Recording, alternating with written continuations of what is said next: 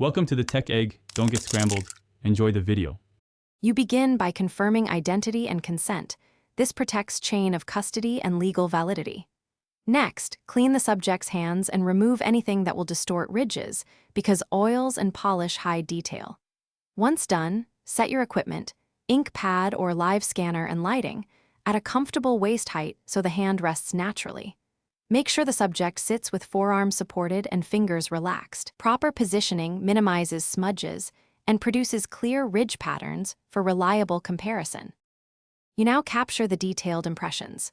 For rolled prints, start with the thumb and roll each finger from nail edge to nail edge, rotating roughly 0 to 90 degrees to reveal all ridge detail. For flat or plain scans, press straight down with even pressure, no sliding to avoid smears. Make sure you record all 10 fingers and palms if the protocol requires it, because missing prints invalidate results.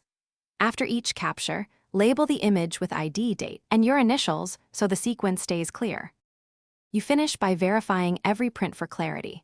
Look for smudges, double exposures, or incomplete ridges and recapture any problem right away so the record is complete. Then save digital files with metadata or, for ink cards, allow drying before scanning and place originals into secure evidence storage to preserve integrity. If you encounter consistently poor prints, attempt gentle rehydration, adjust positioning, or use alternate fingers, and document each retry and reason to maintain a transparent audit trail. Thanks for watching. Consider subscribing if I helped unscramble your problems.